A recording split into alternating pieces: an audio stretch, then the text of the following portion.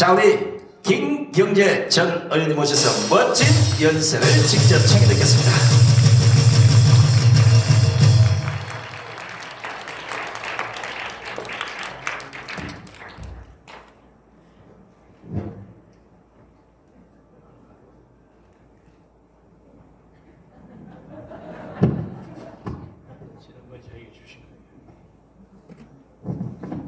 언제 곡을 지나는지 알아요. 안녕하십니까.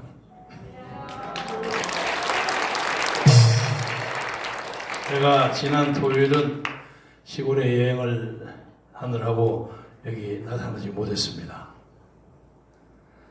지금부터 2주일 전 토요일 날 오늘 이 자리에서 그러니까 4월 18일 선거가 실시되고 3일 후에 72시간 후에 제가 이번 선거는 완전 조작이다 하고 선언한 바가 있습니다.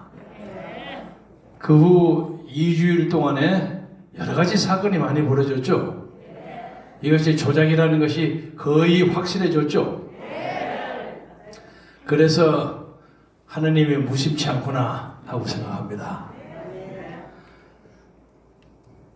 다행히 난세에는 영웅이 난다는 말이 있는데 지금 대한민국에는 이렇게 많은 유튜브들이 해외 동포까지 일치 단결을 해서 이 선거에 대한 정당성을 문제 삼고 있는데 그야말로 요원의 불길처럼 벌어지고 있는데 대한민국의 정부, 대한민국의 집권당, 심지어 대한민국의 제1야당이라는 미래통합당 이 세 그룹이 단 한마디도 얘기를 안 하고 있어요.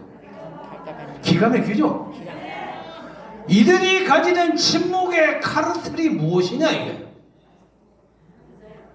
이 정부는 이 선거에 얻은 강제된 결과를 가지고 사회주의 헌법을 만들어서 북한이 우리식 사회주의 하는 것처럼 문재인식 사회주의를 이 땅에 만드는 작업을 시작하는 절호의 찬스라고 생각하고 있고 집권당은 거기에 발맞춰서 박수치고 있고 그리고 위성정당을 자처한 미래통합당은 이 복잡한 와중에서도 간신히 자기들이 금배지를 보호했으니까 그냥 가지고 4년을 어물어물하게 진행했다 하는 생각을 가지고 있다고 보는데 여러분 제 의견에 동의하십니까?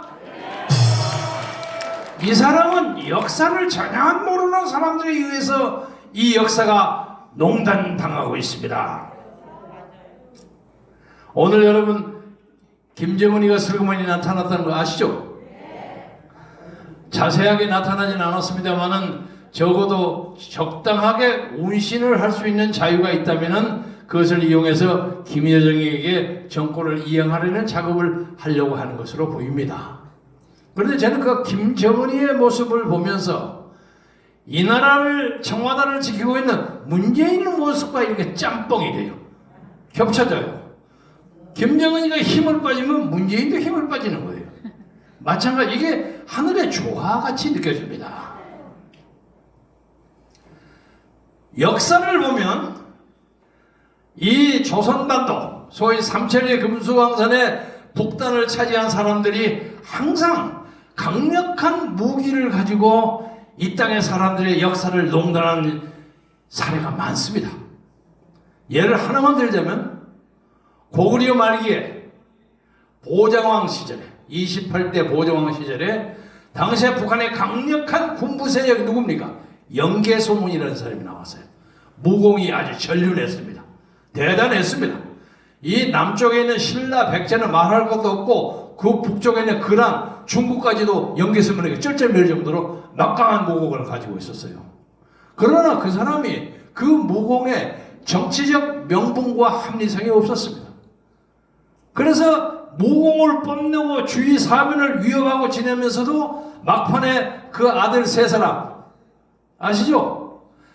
아들 남생, 남상, 남건 이 세 아들을 가지고 서로 쌈박질을 해가지고 나중에 스스로 권력 성장을 벌려서 큰아들 남생이는 중국으로 도망쳐가지고 나중에 중국의 앞제비가 돼서 또 고구려를 쳐들어오는 이런 기상망측한 일이 벌어져서 고구려가 망하게 됐습니다. 이것은 단순한 무력만 가지고는 원자탄이나 ICBM을 가지고 역사를 통치할 수 없다는 것을 보여주는 거 아닙니까? 마찬가지입니다. 김정은이가 인민이 먹어야 할 음식값 모든 것 다 보태서 ICBM을 만들고 난리 법석을 치지만은 그 ICBM 그 유도탄 때문에 스스로 멸망을 한다는 뜻입니다. 그런데 이 무기에 놀란 문재인 정부는 그냥 짤짤짤짤짤짤해요. 세상에 대한민국 국민들의 체면이 있지. 삶은 소대가리가 웃는다 하는 그런 말도 안 되는 한글이 만들어낼 수 있는 가장 저열한 악담을 듣고도 아무 소리 안 해요. 못 들은 척해요. 북한의 비난에 대해서는 아무 소리를 안 하고 남한에서만 큰 소리 꽝꽝 치고, 이제는 요새 보니까 어제 이인영이가 나와가지고 사회주의 헌법 제 하나로 헌법 개정을 하겠다고 하고, 어제 노동 근로자의 달을 맞이해서 문재인은 이제 노동자가 이 사회의 주류가 된다고 선언했습니다. 이건 엄청난 선언입니다. 이런 판국에 미래통합당은 우리의 그렇게 뜨거운 지지를 받아가지고도 표를 다 잊어버리고, 그리고 앉아서 그 말도 안 되는 정치꾼 김아무개를 붙여가지고 비상대책위원회를 하느니 마느니 하고 싸움을 하고 있어요. 누가 비상대책위원이 되든 누가 정당 대표가 되든 그거야 우리가 상관할 거 없지만은, 적어도 그 많은 당선자 중에서 단 한 사람도 내놓고 이 선거 부정에 대해서 지적한 사람이 없고, 원내대표 출마를 하겠다는 사람도 내가 원내대표 되면 이 부정선거를 가지고 끝까지 물고 늘어지겠다 하고 선언한 사람이 한 사람도 없어요. 이 역사가 이렇게 폐악의 정권에 들어섰습니다.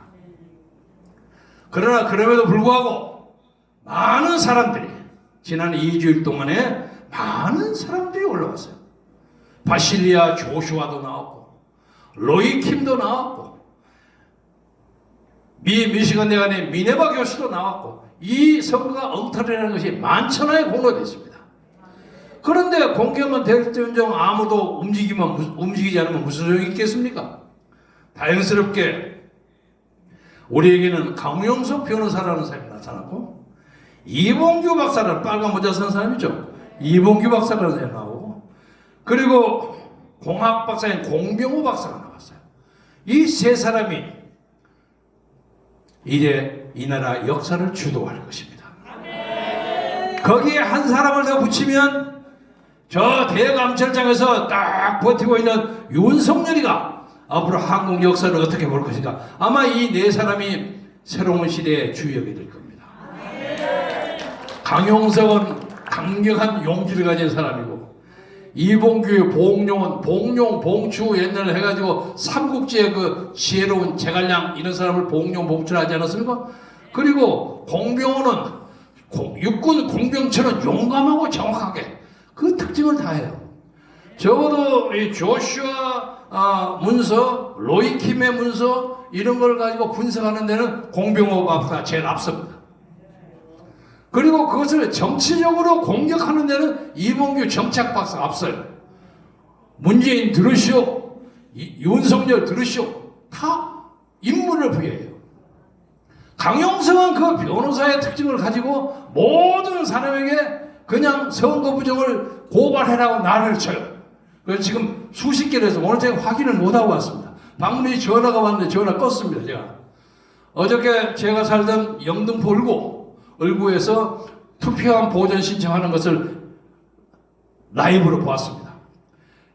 대한민국에 이만한 변호사 한 10명만 쓰면 대한민국이 문제이 될 거예요. 그런데 문제는 이제 대한민국 법원이 문재인에 의해서 완전히 장악되어 있습니다. 투표함을 가져가는 것뿐만 아니라 서버도 가져와야 합니다. 근데 서버를 안 줘요. 그래서 다만 이 문제에 대해서 제가 결론 삼아 여러분하고 같이 합의하고자 하는 것은, 이것이 보통 부정선거가 아니기 때문에 한두 개 당선이 당락이 바뀌는 정도로 문제가 해결되지 않습니다. 이것은 기본적으로 상부에서 더불어민주당의 민주연구원의 양정철과 이근영이가 만든 빅데이터 시스템에 의해서 조작된 선거이기 때문에 이 선거를 전혀 다시 해야 합니다. 이것을 아셔야 합니다. 옛날에는 선거를 해가지고 투표가 좀 잘못되고 하면 그 당론만 바꿨어요. 그러나 그렇게 해서는 안 됩니다. 적어도 두세 개 사이에 이 선거 개표 문제에 대해서는 그 진실이 폭로되면 우리는 문재인 정권 자체를 드러내야 합니다. 따라서 이번에 정몽훈 목사가 광화문의 세력을 정치적으로 결신시키는 것을 막기 위해서 광화문 집회를 막고 또 코로나까지 덮치고 해서 우리의 정당한 권리를 주장할 수 있는 절호의 찬스를 놓쳤지만은, 그러나 하나님은 우리에게 이 조작된 음모를 파헤치는 의인 몇 사람을 동원함으로써 우리에게 역사의 진실이 무엇인가를 보여줌으로써 이제 우리가 남은 것은 이 불의를 용서하지 아니하고 이 정권을 드러내고 이 정권을 드러내고 새로운 자유민주주의 공화국을 세워야 한다는 사명을 우리에게 준 거라고 저는 생각합니다.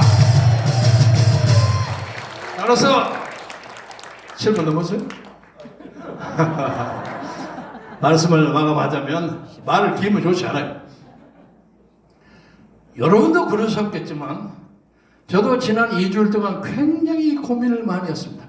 어떤 거로 해서 대한민국 사람들은 이렇게 거짓말 조작을 할 수가 있는가? 세상에 지금 2020년 한국의 제너럴 일렉션 국회의원 선거는 앞으로 수십 년 수백 년 동안 전 세계 정치학자들에 의해서 논문 연구 대상입니다. 어떻게 민의를 왜곡하고 어떻게 세 개 세 개 하고 하나는 딱 저쪽으로 돌리고 하는 그 코드 넘버, 이것을 만드는 아마 심플 케이스로 연구 대상이 될 겁니다. 부끄러운 일입니다. 또 하나, 저처럼 좀 나이가 들어간 사람들은 선거 조작이니 뭐니 해도 잘 몰라요. 왜냐면 이 양반들은 아날로그 시대, 여러분 아날로그 시대 아시죠? 똑딱똑딱 하고 공병호 타이프라이터 치던 그런 시절, 그거 돌리는 거 잘 몰라요. 저는 다만 외국에서 오래 쫓겨가서 살다 보니까 컴퓨터 만지는 걸 좀 압니다. 그 솔직히 말해서 간단한 조작은 저도 할 줄 알아요. 저도 압니다. 그래서 적어도 컴퓨터와 IT에 관한 한 저는 한 40대 후반 50대쯤 됩니다. 압니다. 그런데 제 또래 평소에 다 동주로 삼았던 사람들이 이거 말도 안 되는 소리라고 자꾸 이러니 역사자고 싸움할 수도 없고 아주 갈등이 많은데, 그 중에는 아주 젊은 사람이 멋모르고 떠드는 사람도 있지만 그거 빼버리고요. 오늘 계기로 해서 제 가까운 수십 년의 동지들이 IT 문제에 대해서 평소에 관심을 가지지 않았다는 것을 조용하게 반성하면서 전혀 말도 되지 않았다 하는 얘기를 계속함으로써 우리 우파 국민들에게, 자유민주주의를 사랑하는 우리 우파 국민들의 그 사랑과 기대를 더 이상 저버리지 않기를 진심으로 바람하지 않습니다. 여러분 대충 누가 하신지 아시겠죠? 그리고 더 욕하지 마세요. 욕하지 말고 조금 있으면 이래 보니까 이러고 넘어가더라고. 슬그머니 넘어갈 때 임마 너 옛날 이렇게 얘기하지 않았냐? 이렇게 얘기하지 마시고 다 같이 가야만 됩니다. 그래서 이 자유민주주의 사람들은요, 결론서만 말씀드리자면 자유민주주의라는 게 굉장히 좋은 보화인데 이 보화를 가지는데 희생이 너무 적었어요. 예를 들면 영국을 예를 들자면 강력한 국왕에 있어서 무슨 민주주의가 무슨 개 나버리냐 아우성 쳤던 사람들에게 시민들이 강력하게 나타나가지고 1215년에 마그나 카타를 만들었어요. 그리고 그것이 쭉 와서 1689년에 명예혁명, 그리고 1789년에 불란서 혁명, 1776년에 미국 혁명, 이리까지 수많은 세대 동안 희생당하고 피 흘리고 그리고 이름 없이 죽어가고 자유를 위해서 목숨을 바치는 수많은 사람들의 수세기에 걸친 투쟁이 있었기 때문에 오늘의 미국의 민주주의가 있는 겁니다. 그런데 우리는 거저 먹었어요. 물론 6.25라는 민족적 재난이 있었습니다만 말할 수 없이 큰 재난이지만 그 사람들이 수세기 동안 했던 그 재난에 비해서는 아주 턱없이 적습니다. 그래서 우리는 이번 이 계기가 우리 역사를 근본적으로 바꿀 수 있는 혁명적 계기라고 생각해서 침착하게, 냉철하게, 흥분하지 말고 흔들리지 않고 이 부정을 파헤침으로써 우리 새끼들, 우리 자손들이 편하게 살 수 있는 자유민주주의 국가를 위해서 우리가 당대해야 할 임무를 충실하게 함으로써 나중에 내가 니들에게 큰 재산을 물어주진 않았지만 이 나라의 부정선거, 조작선거가 천천히로 벌어질 때 나도 거리에 나가서 외쳤고 그리고 이 나라 민주주의를 지켰다 하는 게 얼마나 큰 아름다운 유산입니까? 그런 것을 위해서 하나님과 같이 기도하고 정광훈 목사의 지도 아래 새로운 시대를 들어가는데 마음과 뜻과 정성을 다하시기를 다짐하면서 여러분에게 인사 말씀을 마치겠습니다. 대단히 감사합니다. 수고하셨습니다. 땀을 흘리시네요. 제가 7분 13초 넘어갈 때 말씀을 들으려 하다가 안 들었더니 땀을 흘리시면서 연설을 하시네. 자, 우리 830만 해외동포 여러분, 그리고 지금 현재 대한민국의 4.15 총선을 부정선거라고 생각하시는 분들은 전략과 전술을 딱 하나만 알려드릴 테니까 이거 외에는 나머지는 다른 데서 알아서 하도록 하고, 전 국민이 똑같은 생각을 가져야 되는 게 뭐냐면 어지러운 사회 질서를 바로잡는 게 법입니다. 법을 지키면 합법이고 법을 지키지 않으면 불법이죠. 4.15 총선이 QR코드를 사용하지 말라고 2018년 국회 행정안전위원회에서 공개적으로 얘기를 했고, 지적사항입니다. 그리고 중앙선관위 박영수 사업총장이 공식적으로 그 문제를 인정까지 했습니다. 그리고 막대 모양의 바코드가 아닌 다른 2차원 QR코드도 쓸 수 있다는 것은 법 개정을 하다가 계류가 돼서 아직도 국회 그대로 있습니다. 그러면 새로운 법이 탄생하지 않으면 기존의 법을 따라야 되는 게 정상이죠. 합법을 지키지 않으면 불법을 저지른 겁니다.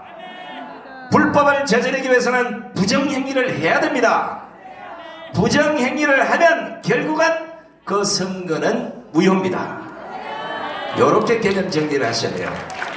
다른 거는 전문가들이 싸우도록 놔두고 국민적 공감되는 법으로 딱 떨어진 것만 가지고 불법이라고 나서야 되는 겁니다. 그래야 이길 수가 있어요.